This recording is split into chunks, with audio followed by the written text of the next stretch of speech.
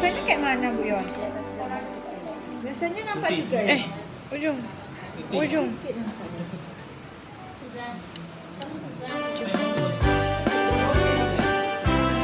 Ikut. Diseminasi, Pak.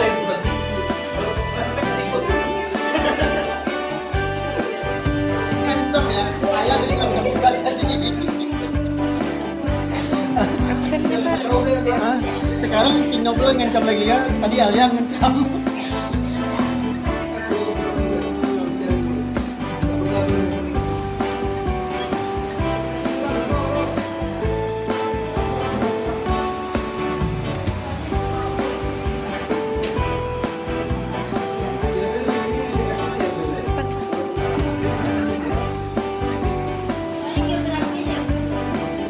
Pak Dodi, keluar dong lagi.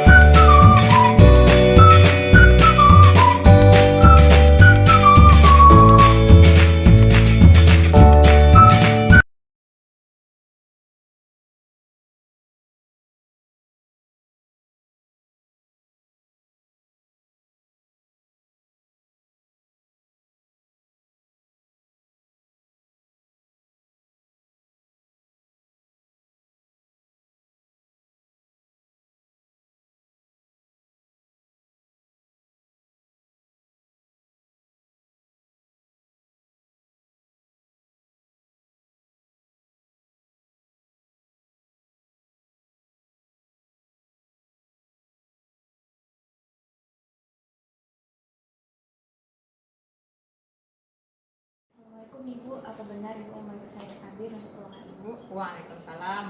Benar, Abir, benar Citra. Ibu panggil Citra sama Abir untuk menemui Ibu dan terima kasih sudah datang memenuhi panggilan Ibu ya. Ibu mau berbicara dengan Abir dan Citra, kira-kira setuju? Setuju Bu. Oke, baik. Nah, Ibu dengar dari Aul ya bahwasanya Abir dengan Citra itu ada konflik.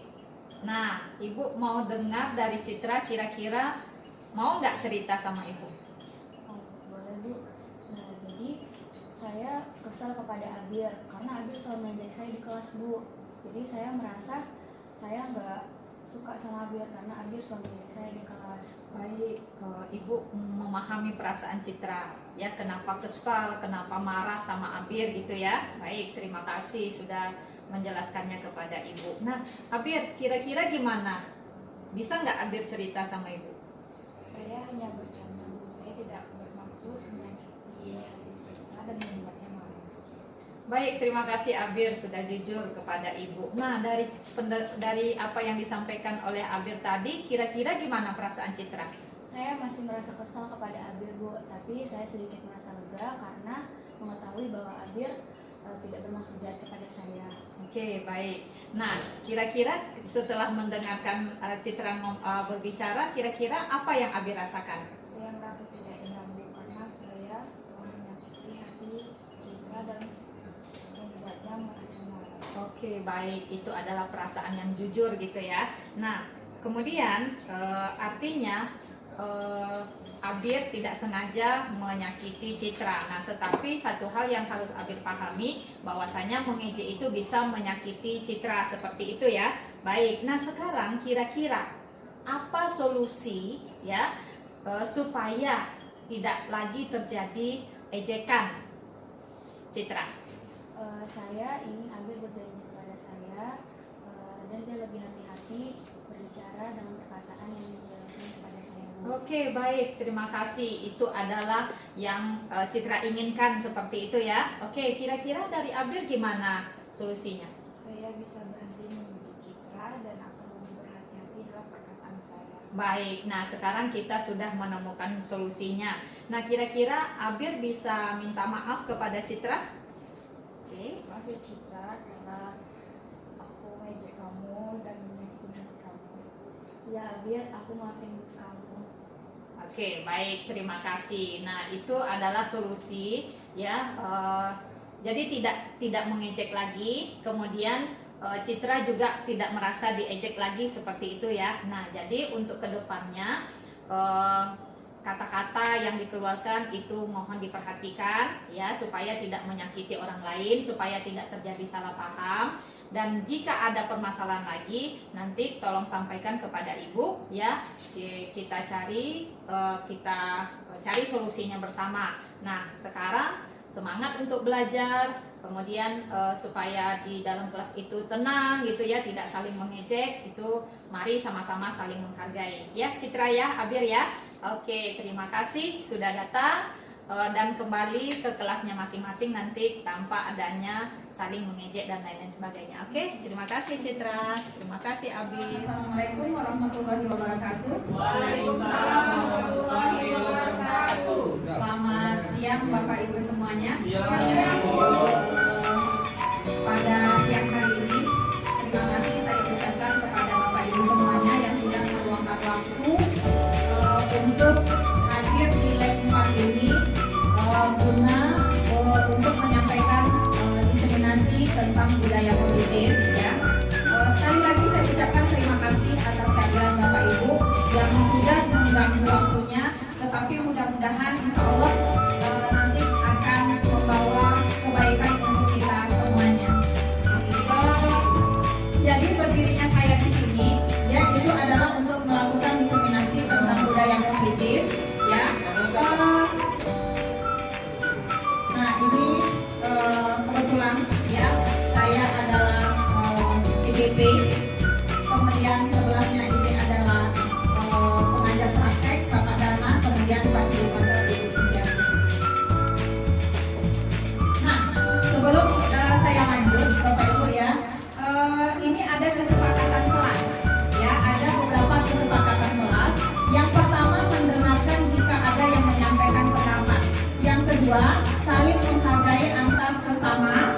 Ya, kemudian HP dalam kondisi silent.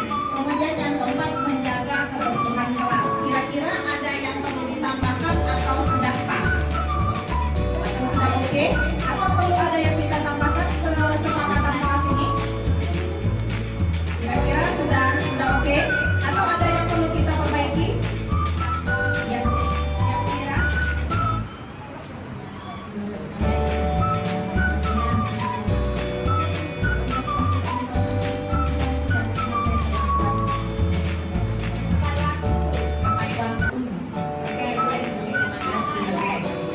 Baik Bu Mira ya. Jadi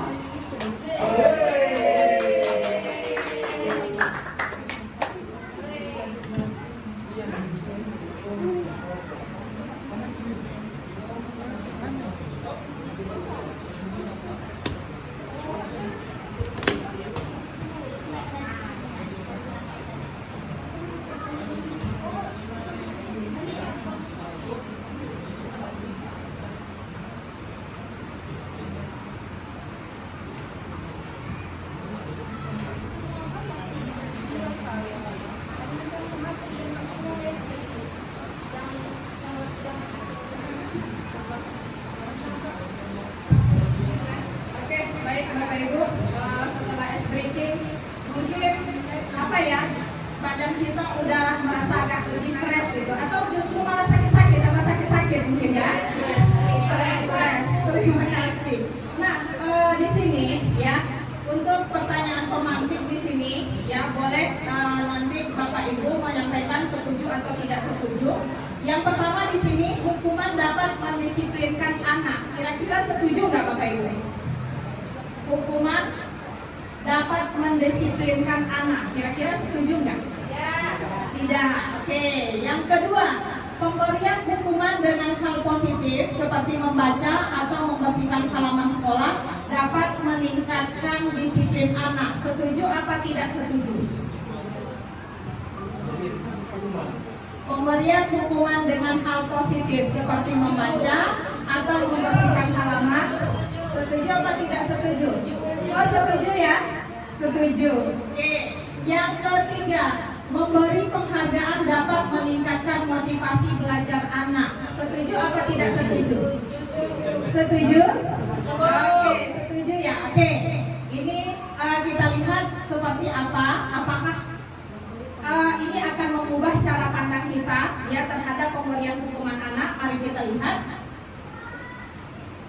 Ya. Nah, di sini ada namanya perubahan paradigma ya, perubahan paradigma. Sebentar, saya punya kertasnya ini, pegang satu masing-masing. Iya, terima kasih Bu. Pegang masing-masing kertasnya.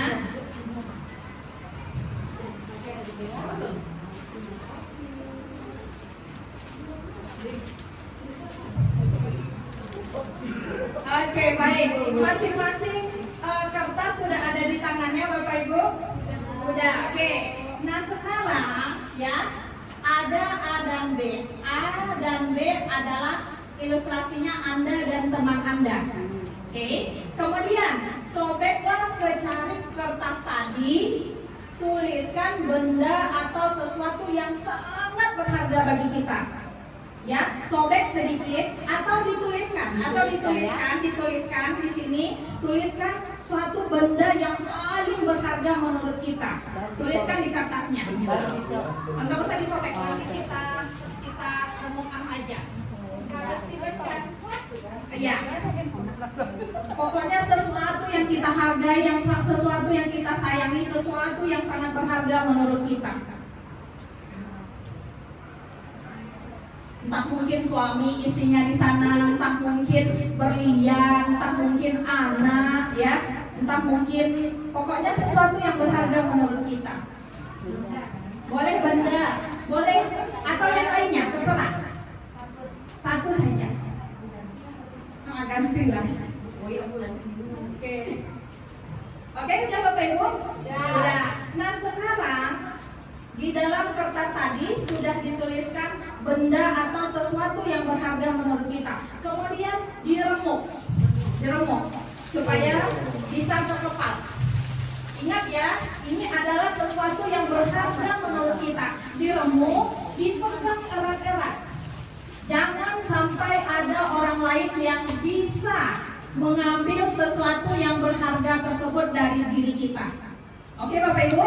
Oke. Nah, sekarang teman Anda yang B, nah berpasangan nih, ya. Teman Anda ya akan mencoba sekuat tenaga dengan berbagai cara untuk meminta Anda memberikan benda tersebut. Nah, jadi terserah Pak Pendi caranya gimana supaya Bu Maria bisa memberikan kertasnya ini. Ingat, ini adalah sesuatu yang berharga. Mungkin di sini isinya adalah istri, mungkin di sini adalah suami, mungkin di sini adalah anak. Nah, kira-kira gimana caranya teman di sebelah kita bisa mendapatkan kertas kita ini?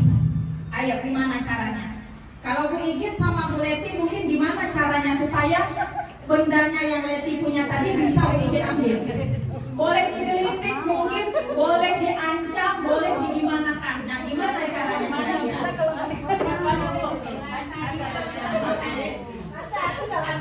Teman saya, sahabat yang kami kenal.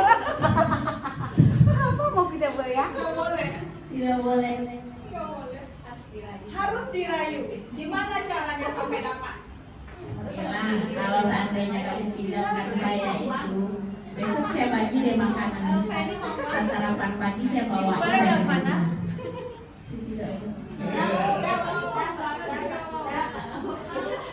Gak bisa dirayu saya katanya. Ayo Kak Nedi, sini.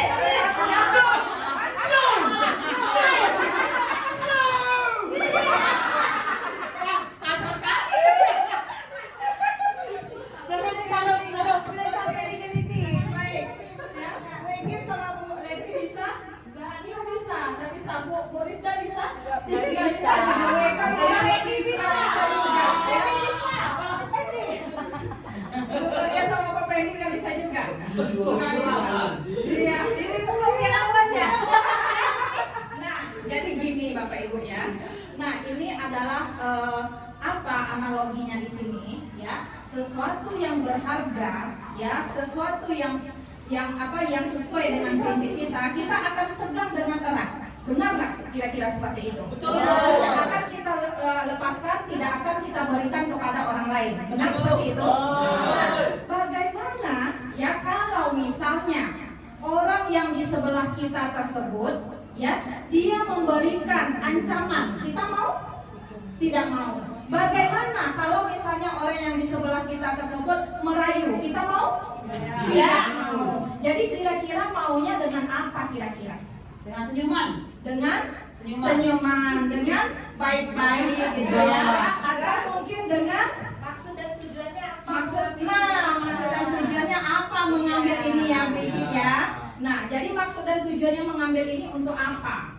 Nah, jadi kalau misalnya kita lihat, kalau teman kita tersebut memberikan sesuatu yang positif, ya, manalah tahu Bu Mira, Bu Bella, saya pinjam ya kertasnya tadi, saya tambahin barang yang berharganya, kata Bu Mira, mau nggak? Mau? Iya. Depan saya gini, misalnya saya dengan Bu Leti mau mengambil punya saya, Ya kan? Tadi teman-teman ada yang merayu-rayu, teman-teman yang lain ada yang dengan sangat keras. Nah, tapi saya tadi niatnya begini, kalau Leti tadi minta bikin apa sih di dalam bikin, kalau dia ngomong kayak gitu ya, boleh nggak saya lihat gitu kan, apa sih yang mereka udah tahu bisa saya gunakan, mungkin saya akan kasihkan gitu ya kan. Nah, terus kalimat tadi katakan Bu Yona apakah saya tambahkan nanti kalau dibeli, menurut saya tergantung juga apakah barang yang diberikan tambahan oleh Bu Leti itu bermanfaat buat saya atau tidak gitu. Kalau misalnya bermanfaat tentu saya ambil, misalnya yang tidak bermanfaat tentu tidak akan saya ambil. Iya. Begitu Bu Yona. Baik, terima kasih Bu Igit ya. Seperti itu ya. Bisa saja orang memberikan masukan yang mungkin kita lepaskan. Ya, mana tahu masukan tersebut itu adalah sangat bermanfaat dengan kertas kita ini atau dengan diri kita sendiri. Nah, tapi kalau misalnya ancaman, pukulan dan lain-lain, mungkin kita pertahankan ini kertas. Nah, sama dengan kita. Ketika ada orang yang memberikan masukan atau ketika ada orang yang menyampaikan hal-hal yang positif, apa salahnya kita terimakan seperti itu ya, Bapak Ibu semuanya. Nah, itu yang kita lihat di sini. Oke, aplaus untuk kita semuanya. Ya. Nah, jadi ya, tadi yang kita lakukan itu namanya adalah teori kontrol. Ya, teori kontrol. Ini dikemukakan oleh William Glasser atau biasa disebut dengan Glasser, ya, terkenal dengan teori Glasser. Nah, apa itu teori kontrol itu? Nah, yang pertama ya, ilusi guru mengontrol murid. Nah, jadi kalau kita lihat di sini, pada dasarnya kita dapat memaksa murid untuk berbuat sesuatu jika murid tersebut memilih untuk tidak melakukannya. Ya, nah, walaupun tampaknya kita sedang mengontrol perilaku murid tersebut, hal itu karena murid kita mengizinkan kita untuk mengontrolnya. Ya, ketika kita ingin mengontrol murid, ya, kenapa dia mau dikontrol? Karena dia mengizinkan kita untuk dikontrol. Nah, itu teori yang pertama. Nah, jadi kalau misalnya, gimana kalau misalnya murid tidak membiarkan dirinya untuk dikontrol dulu? Ya, dia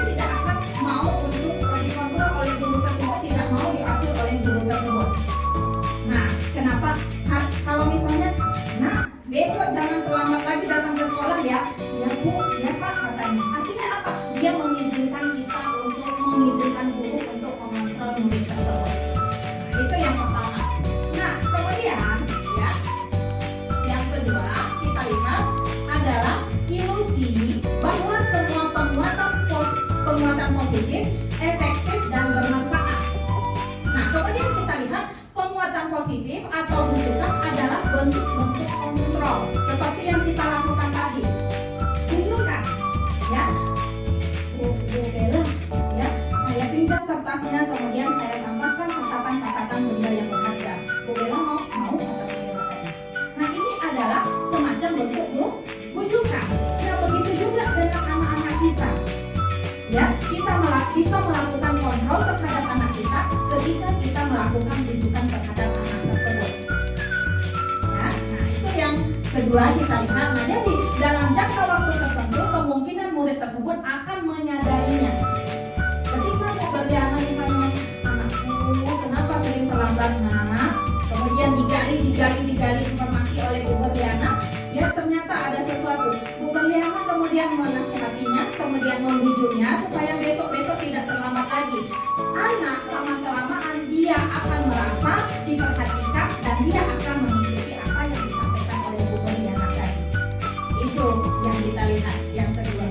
Nah, kemudian yang ketiga adalah ya ilusi bahwa kritik dan membuat orang merasa bersalah dapat menguatkan karakter.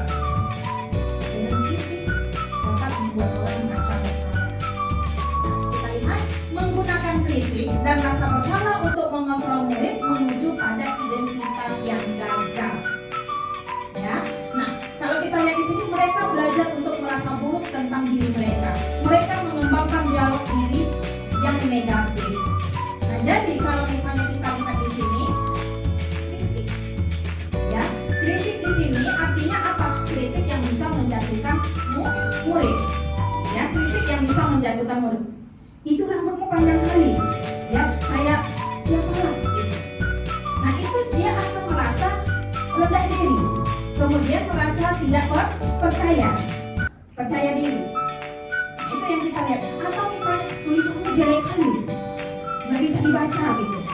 Nah kita memberikan kritik yang seperti itu, anak tersebut merasa tulisan saya memang nggak bisa dibaca, tulisan saya sangat jelek sekali, tulisan saya memang tidak pandai. Nah, anak itu menyadari hal-hal yang seperti itu. Nah, itu akan membuat anak tersebut menjadi down seperti itu.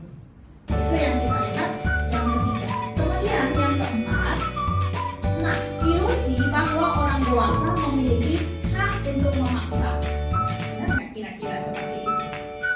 Ya, bahwa banyak orang dewasa yang percaya bahwa mereka memiliki tanggung jawab untuk membuat murid-murid berbuat hal-hal tertentu. Apapun yang dilakukan dapat diterima selama ada sebuah pengajuan berdasarkan sebuah pengukuran kinerja. Nah, jadi kalau misalnya kita lihat di sini, ya perilaku memaksa tidak akan efektif untuk jangka waktu panjang. Ya, perilaku memaksa tidak akan efektif untuk jangka waktu panjang. Karena apa? Karena dia merasa terpaksa pada saat itu. Besoknya mereka bisa lakukan lagi, bisa. Ya, nah jadi teori kontrol yang seperti ini tidak efektif. Nah, itu yang kita lihat di sini. Nah, jadi bisa jadi begitu kita tekan, begitu kita paksa anak tersebut, bisa saja dia akan balik marah kepada diri kita atau kepada guru, atau bisa dia dendam seperti itu. Pada saat kita paksa, mungkin dia iakan. Karena apa? Karena takut. Tetapi besok-besoknya dia malas nengok. Nah, seperti itu. Bahasa-bahasa yang seharusnya tidak dikeluarkan seperti itu. Nah, ini yang kita lihat teori kontrol menurut William Glasser. Oke, sampai di sini ada pertanyaan Bapak Ibu? Kira-kira oke lah ya teori kontrol. Dan ini sering ya, mungkin sering kita lakukan. Apakah itu yang positifnya? Saya yakin dan percaya ya Bapak Ibu semuanya sudah banyak menerapkan teori kontrol yang positif. Begitu ada yang datang ke sekolah terlambat gitu ya. Kalau Bu Berliana, kenapa terlambat seperti itu ya. Itu adalah bahasa-bahasa yang akan menyentuh anak tersebut. Seperti itu. Oke. Kemudian yang kita selanjutnya kita masuk ke disiplin positif. Ada pertanyaan pemantik di sini. Bagaimana cara membuat murid disiplin? Kemudian siapakah yang bisa mendisiplinkan murid? Ya. Kemudian apakah guru, kepala sekolah, orang tua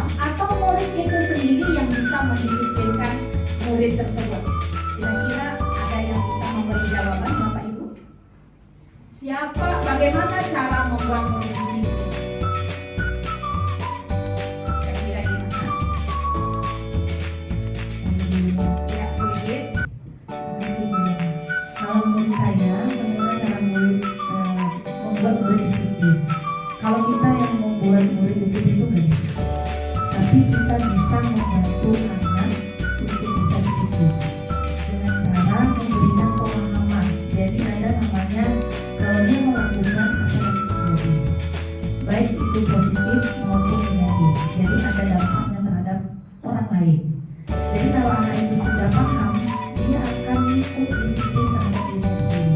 Jadi walaupun kita misalnya pengajar sekolah, guru, orang tua murid, untuk mendisiplinkan murid ini nggak bisa, karena disiplin itu akan muncul di dirinya sendiri. Itu menurut pengalaman saya.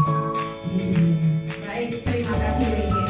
Intinya di sini siapapun tidak akan bisa mendisiplinkan seseorang selama murid atau orang tersebut tidak menunjukkan disiplin dalam dirinya sendiri. Benar nggak kira-kira seperti itu? Atau yang kita sebut dengan disiplin intrinsik dari dalam diri. Ya. Nah, terima kasih Brigit atas jawabannya ya. Tidak akan ada yang bisa mendisiplinkan seseorang ya, kecuali ada muncul keinginan dari dalam dirinya sendiri. Nah, kita lihat disiplin positif ya, menurut Ki Hajar Dewantara ya, pandang atau kemudian dengan pandangan dosen ya, disiplin itu berasal dari bahasa Latin, disiplina, artinya belajar. Jadi kalau misalnya selama ini kita berpikir orang menyebutkan disiplin, apa yang terbayang di kepala kita? Peraturan. Apalagi yang terbayang bagi kita? Hukuman, benar. Ya. Apalagi konsekuensi, benar. Ya, selama ini disiplin berarti bajunya harus masuk. Disiplin berarti, nah banyak lagi itu berkenaan dengan hukuman, berkenaan dengan konsekuensi, aturan dan lain sebagainya. Tapi sebenarnya disiplin itu Bapak Ibu itu adalah artinya belajar. Ya, belajar. Nah, jadi kalau misalnya kita lihat di sini, disiplin itu berarti mempelajari bagaimana cara kita mengontrol diri kita. Ya, mengontrol diri kita, bagaimana menguasai diri kita dan memilih tindakan ya di dalam diri kita. Itu adalah disiplin. Nah, jadi ayo kita ubah paradigma kita bahwasanya disiplin itu bukan hukuman. Ya, disiplin itu bukan ancaman. Ya, tetapi disiplin itu adalah belajar yang bagaimana? Belajar mengontrol diri kita. Ya, menguasai diri kita untuk memilih tindakan yang sesuai dengan nilai-nilai dan aturan-aturan yang ada di dalam masyarakat. Nah, itu sebenarnya yang kita katakan dengan disiplin. Nanti muaranya disiplin ini kita namakan dengan kebajikan universal nanti. Ya, muara dari disiplin ini akan terbentuk nilai-nilai kebajikan universal. Nanti kita akan lihat. Oke. Nah, jadi sebagai pendidik ya, tujuan kita di sini adalah menciptakan anak-anak yang memiliki disiplin diri. Ya, artinya kita tidak mengancam anak tersebut, tetapi bagaimana kita berusaha menyadarkan anak tersebut dia disiplin dalam dirinya sendiri. Kalau misalnya, susah untuk diterapkan di sekolah saya, kita pelan-pelan Bapak Ibu. Saya yakin dan percaya ya, dengan kita bersama, dengan kita pelan-pelan, ya kalau misalnya tidak bisa kita mengubah 1.400 anak kita, mungkin separuhnya bisa kita pelan-pelan untuk melakukan disiplin. Yang jelas harus kita munculkan dulu dari dalam dirinya. Seperti itu. Nah, jadi di sini anak-anak yang memiliki disiplin, mereka bisa berperilaku yang mengacu pada nilai-nilai kebajikan ya, dan memiliki motivasi intrinsik dari dalam dirinya sendiri. Seperti itu. Baik, kita lanjut. Nah, ini adalah teori motivasi perilaku manusia. Nah, jadi sebenarnya kita berperilaku itu ada teorinya Bapak Ibu. Yang pertama kita lihat ya, teori motivasi ini adalah untuk menghindari ketidaknyamanan atau hukuman. Kira-kira Pak Herto, kalau misalnya ya datang ke sekolah, kemudian Pak Herto Ya, Pak Herto berusaha datang ke sekolah tidak terlambat. Kira-kira Pak Herto apa sebenarnya motivasi di dalam diri Pak Herto supaya tidak terlambat datang ke sekolah?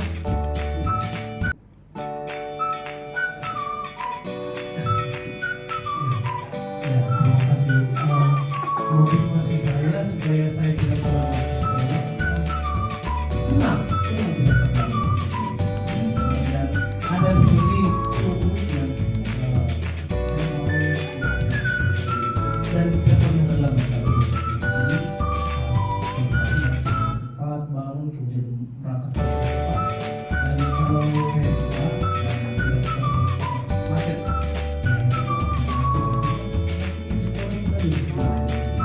Dan senang dan ada juga tekad dalam diri supaya jangan terlambat gitu. Nggak suka terlambat gitu. Oke, baik, terima kasih Pak Herto. Ya, luar biasa sekali ya. Baik, ya nanti kita akan lihat. Ada nggak kira-kira kita datang ke sekolah itu tidak terlambat supaya jangan ditegur oleh kepala sekolah atau atasan kita? Ada nggak kira-kira? Ada ya, ada. Saya berusaha datang tepat waktu supaya saya tidak ditegur oleh kepala sekolah saya, ya kan? Nah, kemudian saya datang tepat waktu ke sekolah ini supaya apa? Supaya kepala sekolah menilai saya dengan baik. Ada nggak seperti itu kira-kira? Ini kan ada penilaian di mana PMM kan? Ada penilaian di PMM. Saya harus datang tepat waktu ke sekolah supaya apa? Supaya penilaian PMM saya di atas ekspektasi. Ada nggak kira-kira seperti itu? Nah, jadi di sini kita lihat ini sebenarnya teori yang kita praktekkan itu adalah teori perilaku motivasi perilaku manusia. Ya, ada orang yang bertindak itu, ada orang yang melakukan sesuatu itu karena untuk menghindari ketidaknyamanan. Ketidaknyamanan itu seperti apa? Supaya jangan ditegur oleh kepala sekolah. Begitu juga dengan murid. Murid itu ketika misalnya kita kasih tugas, ada banyak sebenarnya teori motivasi perilaku yang mereka terapkan. Supaya apa? Supaya nggak marah sama saya. Ya, dia menghindari ketidaknyamanan supaya gurunya nggak mempermainkan di depan kelas.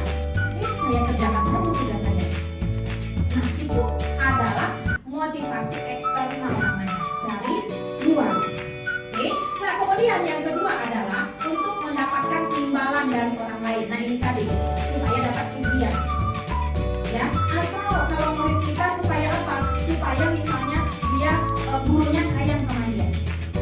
Nah, seperti itu. Nah, ini masih termasuk motivasi eksternal dari luar. Nah, dan yang ketiga itu adalah untuk menghargai diri sendiri, seperti yang disampaikan oleh Pak Herto tadi. Saya senang aja ketika saya datang ke sekolah itu saya tidak terlambat. Itu sebenarnya adalah motivasi internal yang sudah diterapkan oleh Pak Herto. Tepuk tangan dulu untuk Pak Herto. Sudah menyadari bahwa saya datang ke sekolah ini bukan karena takut dimarahi kepala sekolah. Saya datang ke sekolah ini bukan karena saya ingin dipuji-puji oleh kepala sekolah, tetapi saya datang ke sekolah ini karena ini adalah tanggung jawab saya. Saya tidak akan terlambat seperti itu. Nah, itu adalah motivasi internal dan itu sebenarnya yang akan diterapkan oleh anak-anak. Saya masuk ke dalam kelas, ya itu karena memang saya ingin belajar.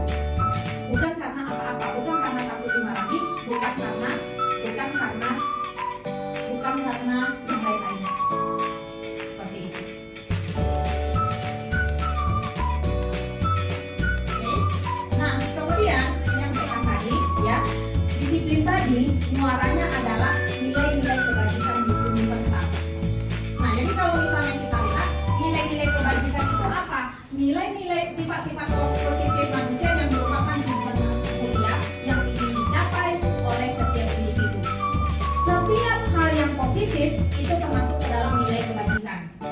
Apa saja yang positif? Positif?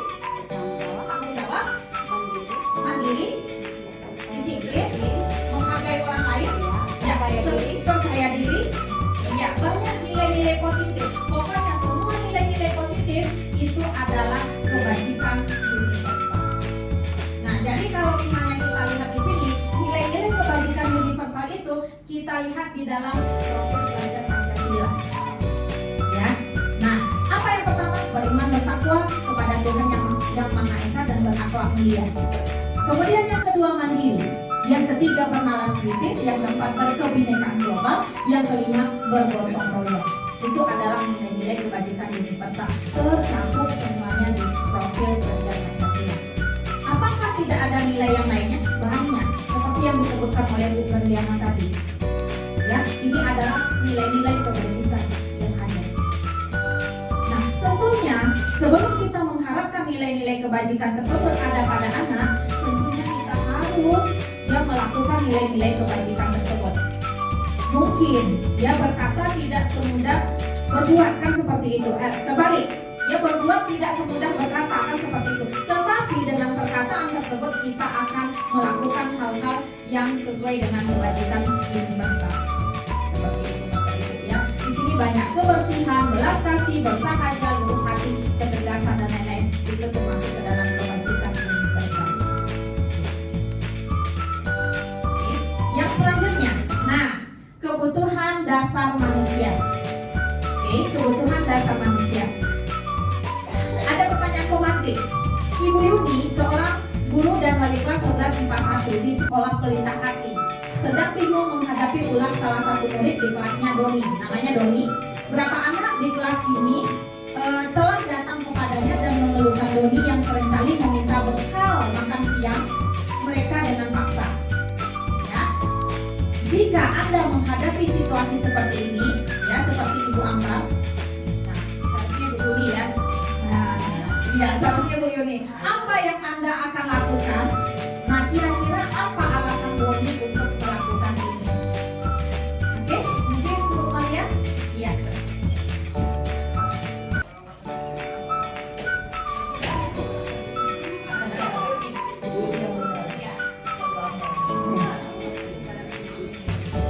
Terima kasih. Seandainya kalau saya jadi Ibu Yuni, saya akan bertanya kepada si Doni ya, kepada si Doni, apa alasannya sering meminta bekal anak tersebut. Kemudian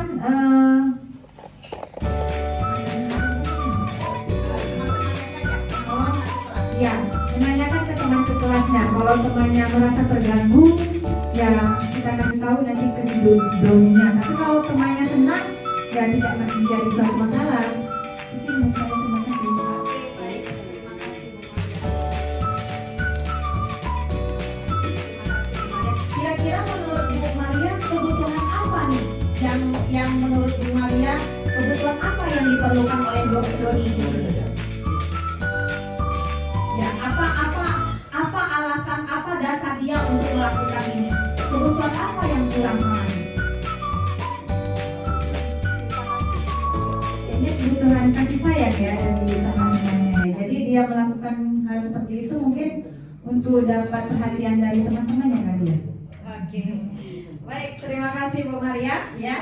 Mungkin kebutuhan kasih sayang, mungkin dia perlu diperhatikan gitu ya. Dengan cara dia mengambil bekal teman-temannya jadi perhatian sama dia, kan seperti itu. Nah oke, mari kita lihat ya 5 dasar kebutuhan manusia. Nah, yang pertama itu adalah kebutuhan bertahan hidup. Oke, kebutuhan bertahan hidup. Kebutuhan bertahan hidup ini kira-kira kebutuhan seperti apa? Makan, fisik, iya, sandang, pangan, papan. Nah, yang kedua adalah kebutuhan kasih sayang dan diterima. Yang ketiga kebutuhan kesenangan, yang keempat kebutuhan kebebasan, yang kelima kebutuhan penguasaan. Oke, kita lihat ya. Yang pertama kebutuhan bertahan hidup. Nah, kebutuhan bertahan hidup ini berkaitan dengan kebutuhan fisiologis, ya seperti kesehatan fisik kita, seperti sandang, pangan, papan, tambah kesehatan, kan seperti itu. Nah, itu adalah kebutuhan bertahan hidup. Nah, kemudian termasuk juga di sini adalah kebutuhan kita untuk aman dalam hidup. Nah, itu yang pertama. Kemudian yang kedua adalah kebutuhan kasih sayang dan rasa diterima. Nah, jadi kalau misalnya kita lihat kasih sayang di sini meliputi koneksi sosial, kemudian merasa menjadi bagian atau anggota dari sebuah kelompok, ya. Nah, itu kita lihat seperti teman, keluarga, pasangan, ya, binatang peliharaan dan lain-lain sebagainya. Nah, itu kita lihat. Nah, kira-kira Doni tadi dia butuh kasih sayang dan rasa diterima nggak kira-kira? Iya, betul ya. Nah, karena dia ingin caranya, dia pengen masuk ke dalam sebuah kelompok tersebut, tetapi caranya dengan mengambil, kan seperti itu, ya. Kemudian yang ketiga yaitu adalah kebutuhan penguasaan. Nah, atau kebutuhan pengakuan atas kemampuan. Ya. Nah, kalau kita lihat di sini, kebutuhan tersebut adalah kebutuhan atau kekuatan untuk mencapai sesuatu. Nah, jadi kalau kita lihat di sini, menjadi kompeten, menjadi terampil, diakui dan berprestasi. Nah, kemudian kebutuhan untuk didengarkan, kebutuhan untuk diterima, seperti itu. Anak-anak kita butuh nggak seperti ini? Murid-murid kita butuh nggak seperti ini? Butuh. Ya, sangat butuh sekali. Kadang-kadang anak tersebut dia menunjukkan kemampuannya di depan kita, bukan karena sombong, bukan, tetapi karena lebih dia pengen diakui bahwasanya dia itu bisa seperti itu. Ya, sebenarnya dia mampu seperti itu. Ya, banyak kita temui anak-anak kita seperti ini.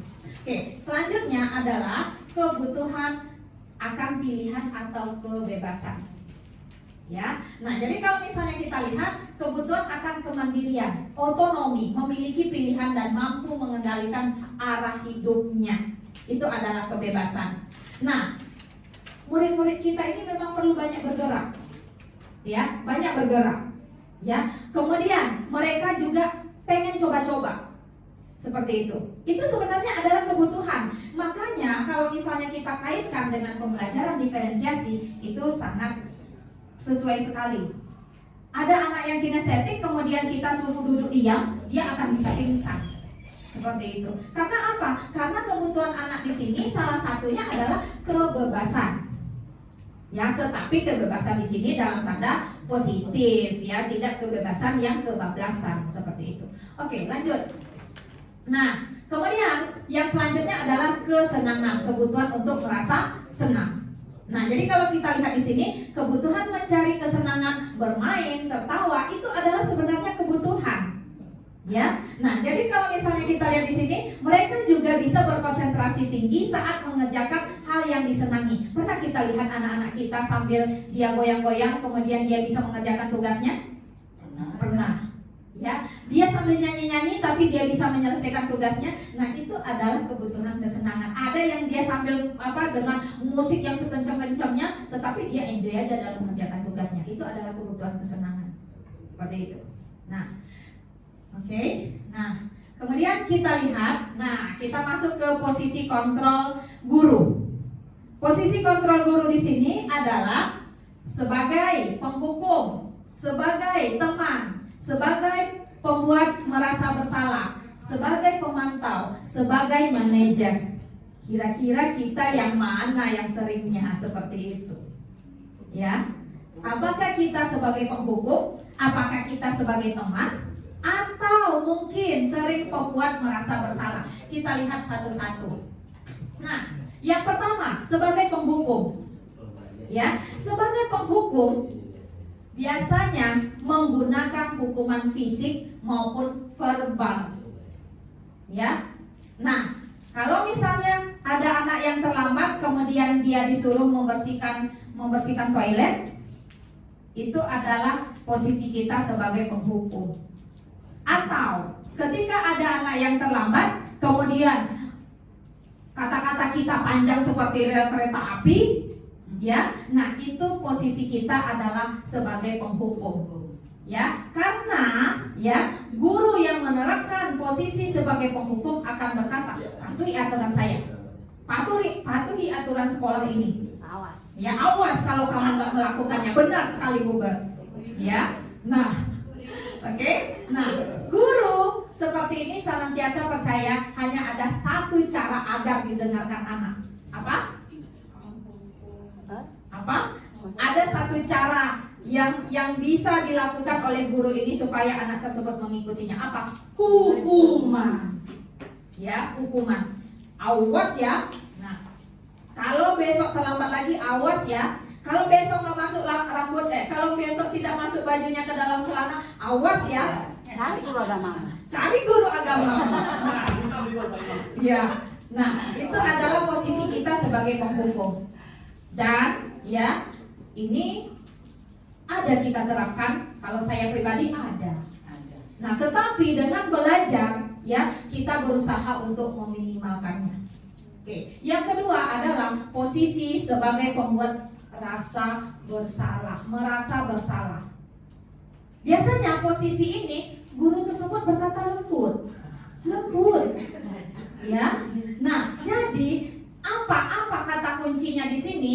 Dia akan merasa orang lain merasa tidak nyaman dan merasa bersalah. Eka, ya, jangan terlambat lagi ya. Nggak baik terlambat. Kasihanilah ibu sebagai wali kelas.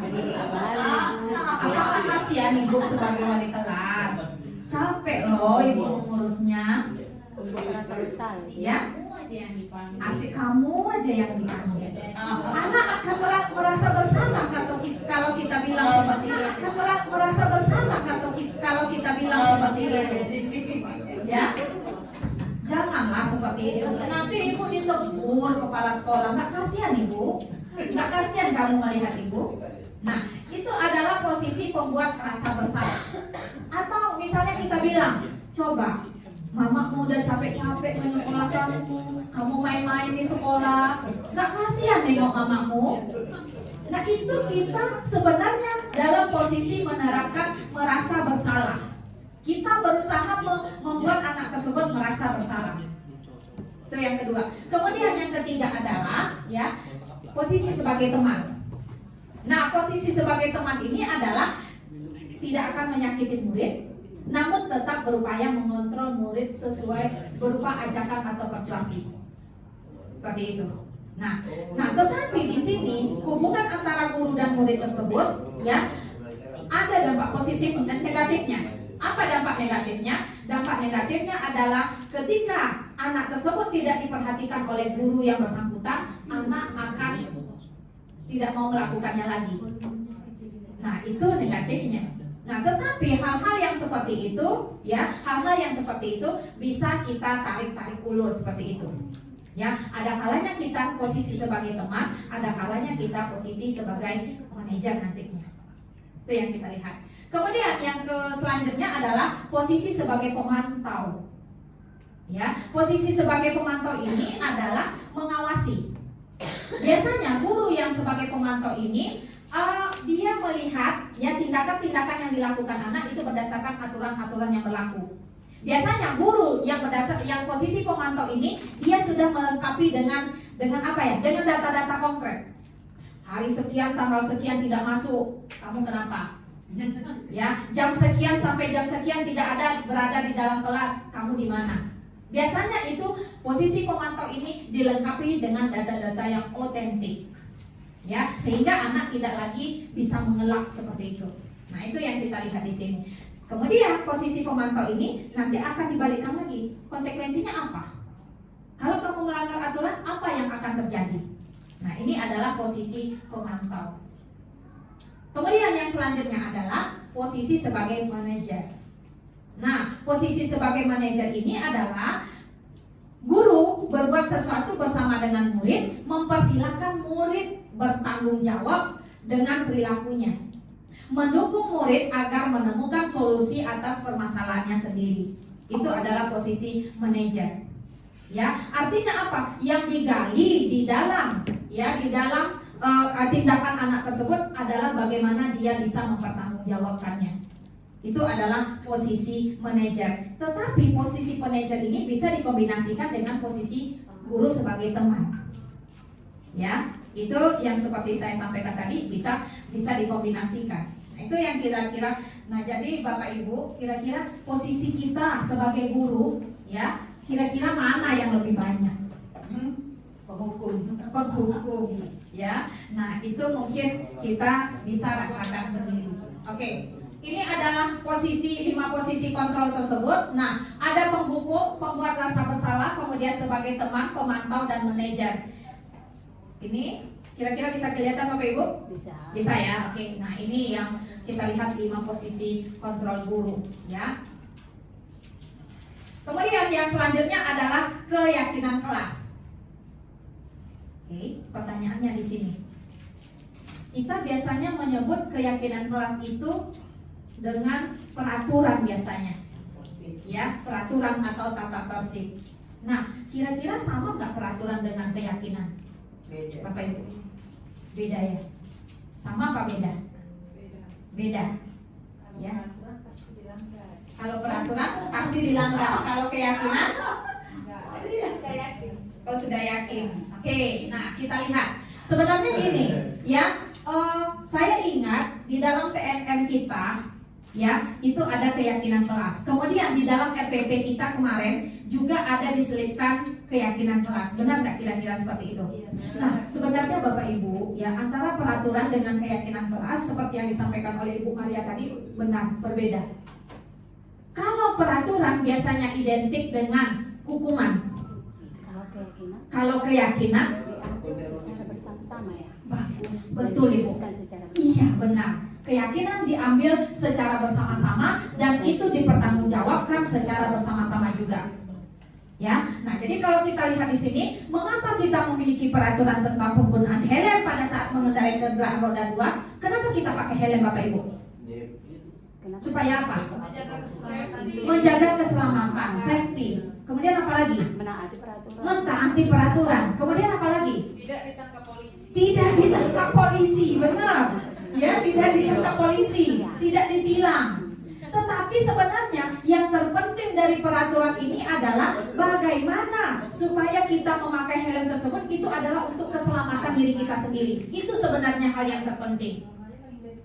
Ya, atau menghindari panas gitu ya. Nah, itu kan membuat nyaman kita, kan seperti itu. Nah, sama ya peraturan. Kenapa misalnya kita lihat ada aturan sebenarnya untuk membuat nyaman kita. Tetapi ya peraturan tersebut seperti yang tadi supaya kan ditangkap polisi. Ya. Nah, sama peraturan di dalam kelas apa? Supaya apa? Tidak kotor misalnya dibikin peraturan. Kenapa? Karena itu memaksa.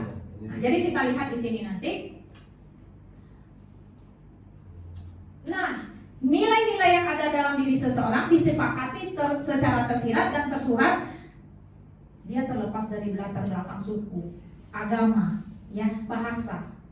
Jadi tidak memandang suku, agama, bahasa dan lain sebagainya. Nah, jadi kalau kita lihat di sini disepakati bersama seperti yang disampaikan oleh Bu Berliana tadi. Peraturan itu bukan hanya dari guru. Kalau masih ada, ya, kalau kita lihat keyakinan ya. Keyakinan itu bukan dari guru, tetapi secara kesepakatan bersama-sama. Jadi Bapak Ibu, ya saran saya nanti ketika kita masuk ke semester baru nanti, hal pertama yang kita lakukan selain dari asesmen adalah kita harus membuat keyakinan kelas dulu. Baru Ya. tempel ya. Iya. Keyakinan kelas itu bagaimana cara membuatnya? Nah, kita lihat yang pertama itu menggali peraturan yang disepakati bersama. Apa yang dibutuhkan oleh kelas tersebut supaya pembelajaran berlangsung efektif? Kita bikin dulu peraturan. Peraturan itu seperti apa Bapak Ibu? Dilarang? Apa? Peraturan apa contohnya? Tidak boleh? Dilarang, benar. Iya, tidak boleh misalnya mencoret-coret meja. Kemudian tidak boleh membuang sampah sembarangan. Kemudian jangan mengambil pulpen kawan. Benar nggak? Bisa nggak dibikin peraturan seperti itu? Bisa. Itu adalah peraturan. Ya. Nah, tetapi Ya. oke, baik. Benar. Terima kasih. Benar. Benar sekali Bu Maria. Nah, jadi di sini langkah untuk membuat keyakinan itu kita mulai dari peraturan. Iya. Betul sekali Bu Maria. Ya. Nah, jadi setelah peraturan yang kedua adalah mengubah peraturan yang sudah dibuat tadi menjadi kalimat positif. Ya, kalau misalnya tadi dilarang mencoret meja, apa kalimat positifnya kira-kira? Meja selalu dalam keadaan bersih. Ya, itu kalimat positifnya. Kemudian tidak boleh mencoret-coret dinding kelas misalnya. Jaga kebersihan kelas kita. Itu adalah kalimat positifnya. Iya. Ada kemarin kelas Maria mereka buat peraturan seperti ini. Mereka kesepakatan bersama jika tidak piket maka didenda uang 2.000 sekali tidak piket. Tapi sudah kesepakatan bersama. Nah, itu gimana kita mengubahkan kalimatnya menjadi positif agar mereka merasa tidak terbebani gitu. Oke. Terima kasih. Oke, baik. Baik, terima kasih Bu Maria. Jadi ada peraturannya di dalam kelas kemarin, jika ada yang tidak piket itu didenda 2.000 per sekali tidak piket seperti itu. Nah, bagaimana cara kita mengubah dari peraturan tersebut menjadi kalimat positif? Kira-kira apa yang perlu kita bahasakan? Menyadari tanggung jawab bahwa kebersihan itu adalah tanggung jawab kita bersama yang harus dilakukan. Oke, baik. Iya. Terus yang 2000-nya macam mana? Konsekuensinya itu. Nah, konsekuensinya. Kalau ada itu konsekuensi ya. Oke, baik ya. Yang 2000-nya pergi kemana gitu ya? Baik, terima kasih Bu Mela. Iya.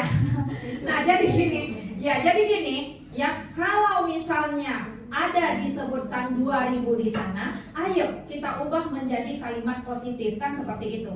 Ya, yang pertama dia tidak melakukan piket. Artinya apa? Ubah kalimat positifnya menjadi ayo jaga kebersihan kelas. Jaga kebersihan kelas, itu kalimat positifnya. Kemudian ada tindakan membayar 2000 tadi. Artinya apa? Ketika misalnya ada yang tidak piket kemudian harus membayar yang 2000 tadi. Kemudian kalimat positifnya menjadi apa? Kalimat positifnya adalah mari bertanggung jawab terhadap kebersihan. Bertanggung jawab di sana berarti dia harus melakukan piket seperti itu. Nah, itu bukan karena dipaksa sebenarnya, tapi mereka yang harus membuat keyakinan tersebut secara bersama-sama. Ya, Pak Herto. Ya, Bu Yon, hari itu kami juga membuat kesepakatan kelas. Kesepakatan kelas itu memang salah kami. Yang salahnya itu adalah membuat kalimat negatif. Kalimat negatifnya itu adalah tidak boleh toksik. Nah, jadi tidak boleh toksik dan kemudian termasuk kata bodoh tidak boleh keluar dari mulutnya. Jadi harapan kami adalah terbangun mulai dari kelas itu bagaimana mereka mengontrol dirinya mulutnya itu supaya untuk mengucapkan kata-kata yang baik, yang sopan begitu.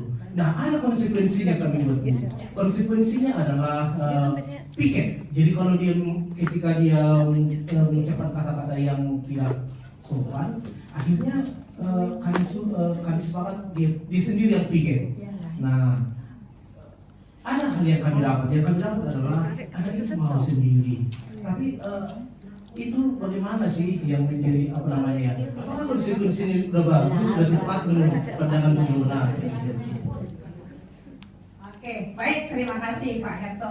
Mereka bikin keyakinan secara bersama-sama kan Pak ya. Kemudian mereka melakukannya secara bersama-sama. Nah, itu sebenarnya yang dituju. Ya, itu sebenarnya yang dituju. Kalau misalnya jangan berkata dalam tanda kutip bodoh tadi ya Pak ya. Nah, ayo kita ubah. Kalau misalnya berkata itu bodoh itu diubah menjadi pintar. Mau kemana? Ke kantin pintar.